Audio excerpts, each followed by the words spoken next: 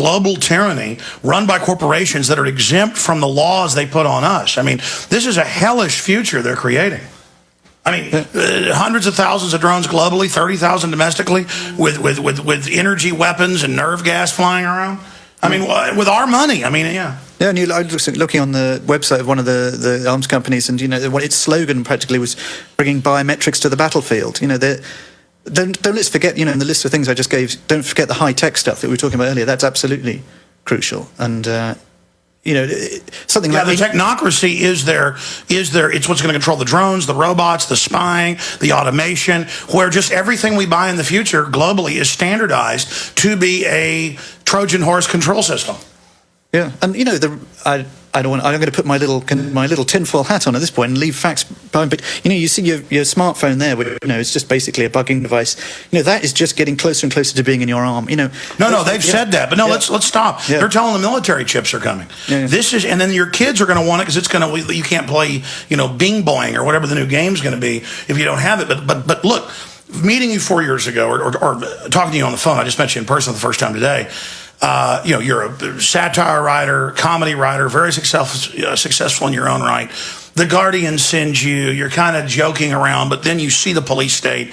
And now to talk to you, it's extremely sophisticated. You figured it all out exactly from what we've researched, and you're going beyond that.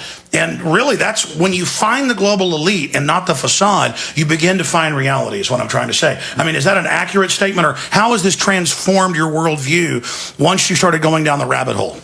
Well, one thing I'd say is that I've spoken to a lot of different people who, on this subject, what we're talking about here broadly, and everyone ends up singing the same song, and that's what I find extraordinary. You can talk to someone from Switzerland or Brussels. Anyone who's kind of got it ends up with the same basic structure of what's going on, and I think it's the right one. I think that it is. And I listen to what you talk about, show after show, and I think you're right. That's the horror. Well, it is horror. No, I get globalist. Alan Watt is a good example. His stuff. He's right. No wonder you get depressed listening to Alan Watt, but he's basically right. That's the. And it's so horrible because exactly all the time new globalist documents, Rockefeller Foundation about sterilant and vaccines and stuff. We get these, confirm they're real. And it's not like, I've proven they're building re-education camps. It's very sad. It's like, wow, it was actually worse than I thought. Yeah, and I remember when I remember you telling me the first. This is how weird this was. I was on the phone to you, live on the show, whilst in Greece, just up the road from Bilderberg, being followed around at night by two Greek, later found out secret policemen. Scared out of my mind. You on the other end of the phone saying, you've gone down the rabbit hole now. And I was just thinking, my God, I really have. My world is melting before my eyes as I'm. It was scary stuff. Well, no, when they call up and say, I was just listening to you, we're going to kill all of you. I heard you talking to your daddy. When they do that, you're like, wow, the government's listening to my phone and threatening me. I mean, they really are criminals. And you realize they want to get their tyranny complete before the public's really brushed up against it. Because let me tell you, that's when you get your wake-up call. Yeah, I mean, the number of people that I speak to about this, though, sophisticated people who work in the media, and you talk about, for example, the surveillance stuff, and they go, well, I've got nothing to hide. Look at me. What do? They can check. They can read my emails. They can look. Yeah, fine. Yeah, welcome to East Germany. So first, it wasn't happening. Now, let it. The point is they're using the data against you. They're using it to predict the future. They're using it to enslave you. I mean, why not live in a glass house then? Hey, I want to go to the toilet in privacy. Why not? Why not let us see you go to the toilet? What are you hiding in your bathroom? We take a lot for granted. Lights, water, even food. One love. And Charlie Skelton and I were having this conversation about the Russian novel, written about 100 years ago, called We, about glass houses and a total dystopia, no families, no nothing. That is this eugenics endgame, this total war against humanity program. And we're talking about the fact that the national security state says everything we do is secret, but everything you do is public, and it's a sacrament that you're patriotic to worship endless wars, total surveillance. It's a joke.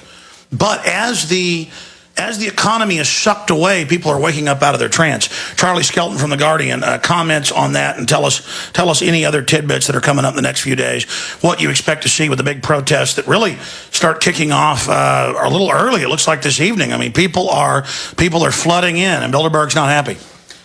Yeah, well, on the subject of the the glass houses we were just saying. I mean, it's extraordinary the amount of every single politician, particularly, I'm sure elsewhere, but in Britain, they keep talking about transparency. Even someone like Kenneth Clarke, who's on the steering committee of Bilderberg. Yeah, transparency is wonderful. It's the cure-all of this and that. And it's, and transparency it's for us. Yeah, we're transparent. We're the ones that live in the glass houses. We're in the middle of this massive data gathering experiment, which is the internet. All we ever do is give our data. With our phones, with our bank cards, etc., etc. We're just we're just outputting data all the time, and then when we try and do a bit of data gathering on Bilderberg, it's like, oh, whoop, here comes the machine gun. But imagine the mental mindset of this woman to walk up to people that work there and go, "We have machine guns." I mean, my instinct's like, hey, I'm not afraid of you, and I wasn't talking about violence, but you better get the hell out of my face. You know what I mean? It's like, these tyrants really want to have a bunch of drones to scare us, and they're announcing it, but I think all it's doing is waking people up, Charlie. Yeah, well, you're saying people are waking up. I mean, let's talk Occupy Bilderberg, which is, I think, an astonishing meme. I don't know what you call it, but seeing the words Occupy and Bilderberg together, it's like the people like you have re-co-opted the Occupy movement and said, well, no, do you know what? We're going to take it in our direction now. And, you look around Britain. Yeah, it's not left or right. It's freedom. Yeah, and it's, Occupy the Fed or Occupy, Monsanto. And it's like suddenly it's got some teeth, Occupy. And it's great. And I've been involved in Occupy London, and it was very heartening to see the Economics Working Group, which sounds incredibly Leninist, but anyway, the Economics Working Group putting out a press release saying, you know what, we're worried that an ex-Goldman Sachs managing director is being manoeuvred to possibly take over at the Bank of England. And, that's the Occupy movement really with its head on, going, okay, we see the problem. Exactly. Here. The globalists may have created a lot of these groups. We can just take them away from them. Yeah. The truth is the establishment doesn't have all the power. If we believe they have it and stand down, they win. But if we just go, it's not about labels, it's not about names. We want freedom, we want privacy, we want transparency, we're done. Yeah, and it's terribly, terribly important if any of your viewers or listeners are half, three-quarters thinking about getting down here. Then come, because it's incredibly important. That's right. This is history. Get over here, even if it's Friday, Saturday, Sunday, whatever day you need to be here, or whatever you can do, get to Chantilly, Virginia. This is going to be history making, and it all kicks off at around noon to 1 o'clock is when they're going to start arriving tomorrow. And we're going to be out there at the gates, and it's going to be big. Well, they'll bring the ones that really don't want to get seen will come in tonight. 2 o'clock to 3 o'clock, 4 o'clock in the morning. Well, you're right. In fact, everybody needs to be out at the airport at the... There's a jet center out there as well. Yeah, it's the jet center at Dulles, Washington. It's the Dulles airport, and absolutely everybody go out there. And if the cops come over, go, hey, we've already talked to the Fairfax police. We're media covering the political conference. I mean, if you had 130 top movie stars meeting in secret, there'd be 8 helicopters in the air right now trying to film it. But it's like, you're weird because you want to know what the politicians are doing. Yeah, I know. Why can't they have a right to meet in private? They have a right to secrecy. And you know what? No, they don't. When it's elected officials meeting under these circumstances. Logan Act, and I know England has similar laws. The UK does. Yeah, it's just, obviously, politicians have private meetings. That's fine. But there's something about the nature of this meeting and its length. It's 3 days. Last year, the Chancellor of the Exchequer of Britain went for 3 days in his official capacity with a Treasury official alongside him. It's probably the biggest event in his calendar. A 3-day event. They've all got their diaries to coincide, and yet nothing said about it in the media. Not a word. He doesn't report. And again, he's meeting with other banking heads and corporate heads to create policy, which is illegal. And now we've got NATO saying they're going to command our military in the UN, and then they admit that's their agenda. This is a corporate takeover. Charlie, we're so designed for a foreign enemy. This is a corporate takeover. Charlie Skelton, give us your private website as well. Oh, I don't really have one. It's just Guardian. Go there. Yeah, Guardian. Just go to the Guardian, you'll see it. All right, thank you so much, buddy. We're on the march.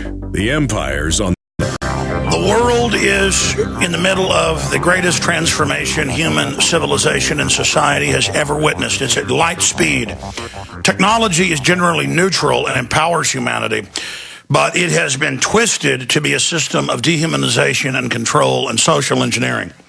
And at the very top of that pyramid power structure is the Bilderberg group. Are there other smaller, meetings that take place where the globalists are engaging in insider deals? Undoubtedly. But these people are coming in, destroying our sovereignty and building on its ashes a nightmare system.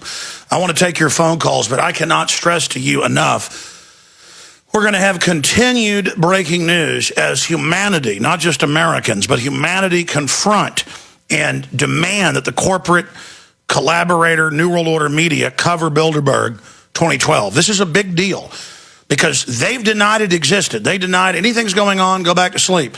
And the fact that this is just one little window where we poke holes in the electronic Berlin Wall and the sunlight comes in, and then more and more comes in, and all of us poke holes in it, it will collapse.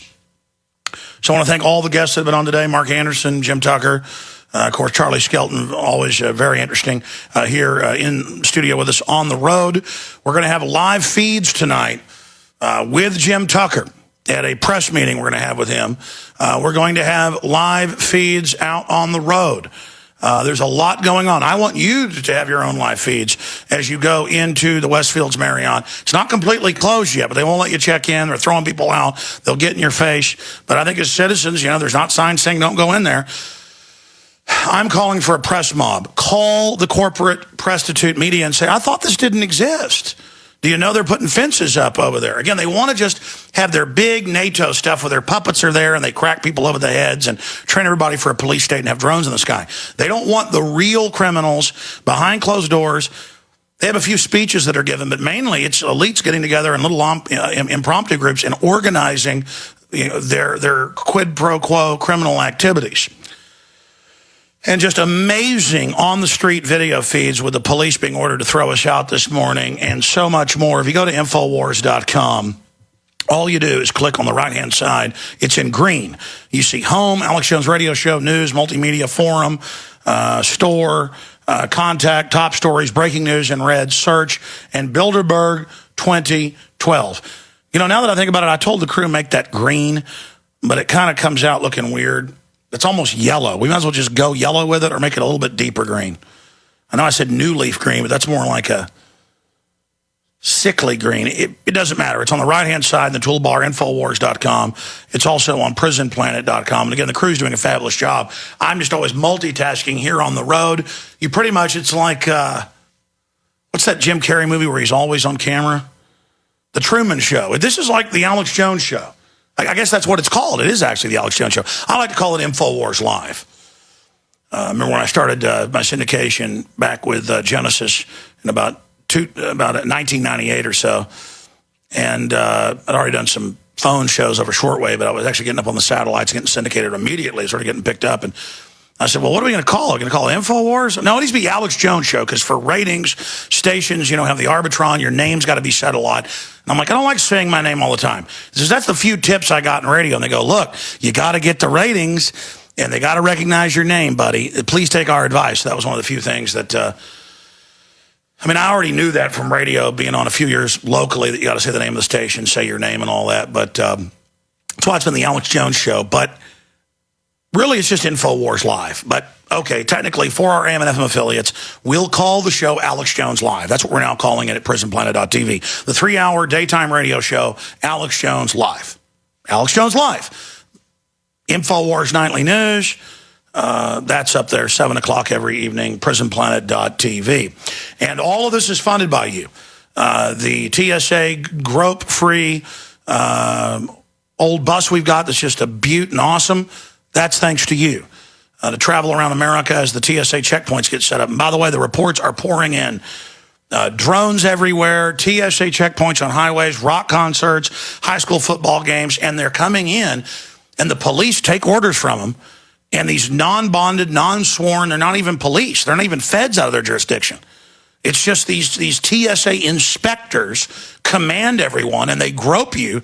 And now they say they're going to be at the malls. This is hellish. This is our country. This is not safety. This is horrible. And who's creating the standardized tyranny? They're doing it everywhere the globalists control. The Bilderberg scum. These are the filth. These are the enemy. These people are the problem. They're the bad guys. And we need to identify them. There's a reason they want to hide. The real power wants to hide.